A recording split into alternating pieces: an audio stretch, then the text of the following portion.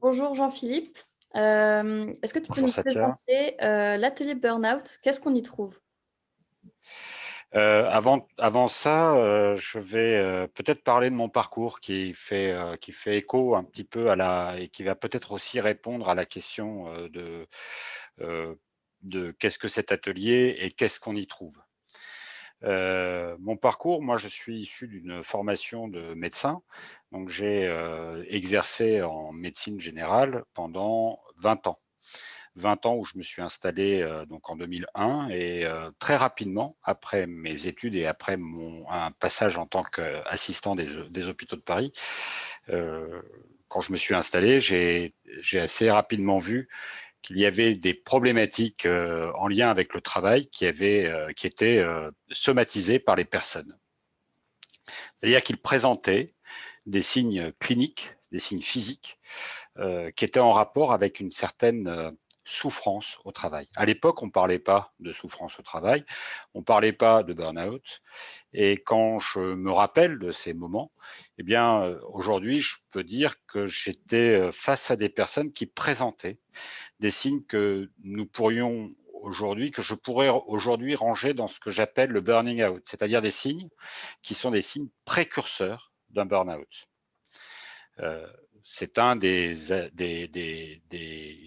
c'est un des aspects que nous allons voir, c'est-à-dire que le burn-out n'est pas un syndrome qui est constitué, mais qui est constitué de trois processus que nous définissons comme étant le burning out, c'est-à-dire une phase d'épuisement, puis une phase qui est extrêmement forte et rapide, qui s'appelle le burn-out et qui est souvent constitué d'un élément déclenchant, et puis enfin une phase de post-burnout qui est la phase qui suit ce moment, cet accident qui peut arriver et qui peut être soit physique, soit psychologique, soit matériel, et qui prend une forme souvent extrêmement violente. Euh, dans cet atelier, qu'est-ce que j'ai voulu y mettre? J'ai voulu y mettre des choses extrêmement pratiques.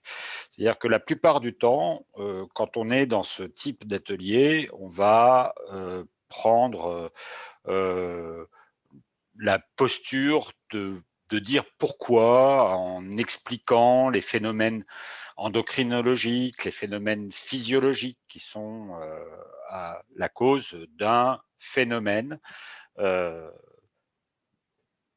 médico-psychologique qu'on va appeler le burn-out. De mon point de vue, le coach, il se place devant une réalité, et c'est cette réalité que j'ai envie de montrer. Cette réalité, c'est l'humain qui est en face de la personne et qui est à accompagner. Et c'est dans cet accompagnement que va se placer le coach. Donc c'est ça qui est extrêmement, pour moi, important dans l'atelier qu'on va proposer. C'est-à-dire que à partir de cas que je vais proposer, eh bien, nous allons être mis en situation d'accompagnement de personnes qui sont soit dans la phase de burning out, soit dans la phase de post-burnout. Bien entendu, la phase de burn-out étant un événement extrêmement rapide et fort, on ne peut absolument pas être présent dans cette phase-là. Et finalement, pourquoi un atelier et pas une formation? Euh, Pourquoi un atelier? D'abord, qu'est-ce qu'on veut mettre en place comme atelier dans l'Académie du coaching? Nous voulons que l'atelier soit un lieu de réflexion sur des cas concrets. Nous ne voulons pas que ce soit une formation, justement. Nous voulons que ce soit quelque chose qui soit dans le concret et dans les mises en situation que vont vivre les personnes qui vont vivre ces ateliers. Donc là, nous ne sommes pas dans un apprentissage qui est un apprentissage de type formation, de type classique, mais là, nous sommes plutôt, si je devais faire un corollaire, en musique, on appelle ça les masterclass. C'est-à-dire que c'est des moments où, en fait, face à un spécialiste, nous allons jouer de notre instrument. Et bien là, nous allons proposer à des coachs de jouer de leur instrument, qui est le coaching, et face à un spécialiste, qu'est-ce qu'il va leur proposer de modifier, qu'est-ce qu'il va leur proposer d'amener pour que leur partition soit encore mieux jouée, pour que leur génie de coach soit encore plus perceptible. Et dans ce cadre-là, il nous a semblé que le burn-out pouvait prendre sa place parce qu'il était vraiment dans cette partition un cas particulier de l'accompagnement de type coaching. Mmh. Quand le coaching doit débuter, où il trouve sa place, comment on aide ou on accompagne la personne au mieux dans cette situation qui est très particulière à la situation du burn-out ou du syndrome post-burn-out ou bien encore du burning out. Donc c'est Et vraiment dans du concret. C'est là où j'insisterai, on est vraiment dans quelque chose qui se veut concret, qui se veut être pratique. et pour quel type de public est destiné, cet atelier? Tous les musiciens, je dirais, toutes les personnes qui sont dans l'accompagnement de ces personnes-là. Donc ça s'adresse bien entendu à des coachs, ça s'adresse à des coachs qui sont face à des demandes de coaching de post-burnout et il y en a de plus en plus.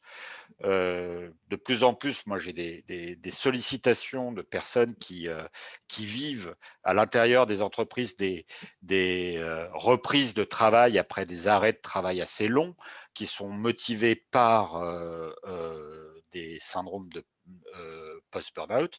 Et puis, il peut y avoir aussi des personnes qui ont dans leur formation d'accompagnants le besoin d'aller comprendre comment accompagner ces personnes-là. Ça peut être des managers, ça peut être des DRH, ça peut être des personnes soignantes même, qui veulent comprendre comment ils peuvent se positionner par rapport, à leur accompagnement et à la spécificité de leur accompagnement.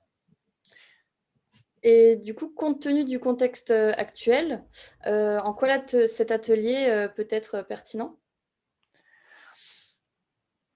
Alors, le contexte actuel, il est marqué par un phénomène qui est nouveau, qui est un changement énorme dans notre société, qui a été le confinement.